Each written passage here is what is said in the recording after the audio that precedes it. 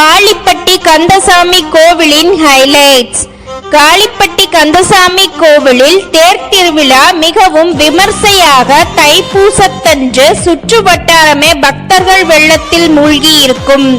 அன்றைய தினம் பொங்கல் வழிபாடு, உருளுதண்டம், காவடி ஆட்டம், கரகாட்டம், குறவன் குரத்தி, கும்மி பாட்டி என்று திரும்பிய திசையெல்லாம் தமிழ் மண்ணின் பாரம்பரியங்கள் கலந்த பக்தி வாசம் வீசும். மாட்டுச்சந்தை, பழச்சந்தை, தேர்மிட்டாய், வீட்டு உபயோகப் பொருட்களுக்கான சந்தை என இத்திருவிழா மிக கோலாகலமாக நடைபெறும். இக்கோவிலின் தேர்மிட்டாய் வண்ண வண்ணமாக பக்தர்களை கவரும் வகையில் தேர் வடிவில் அடுக்கி வைத்து விற்பனை செய்கின்றனர். இன்றளவும் இந்த தேர்மிட்டாயை விரும்பி திருவிழாவின் போது வாங்கி சென்று உறவினர்களுக்கு பகிர்ந்தளித்து பக்தர்கள் மகிழ்கின்றனர். பாரம்பரியமாக இக்கோவிலின் திருநீரு வெள்ளம் காய்ச்ச பயன்படும் கரும்பு சக்கையால் தயாரிக்கப்படுகிறது.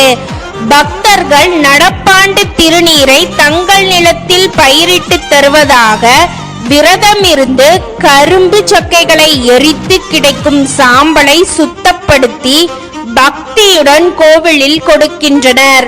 இந்த சாம்பலை மூலவர் முன் வைத்து சிறப்பு பூஜை செய்து எந்த கலப்பும் செய்யாமல் அப்படியே பக்தர்களுக்கு பிரசாதமாக வழங்கப்படுகிறது.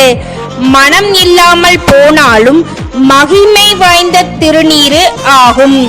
இன்றளவும் நோய் தீர இந்த கருமை நிற திருநீரை பக்தர்கள் பிரசாதமாக உட்கொள்கின்றனர்.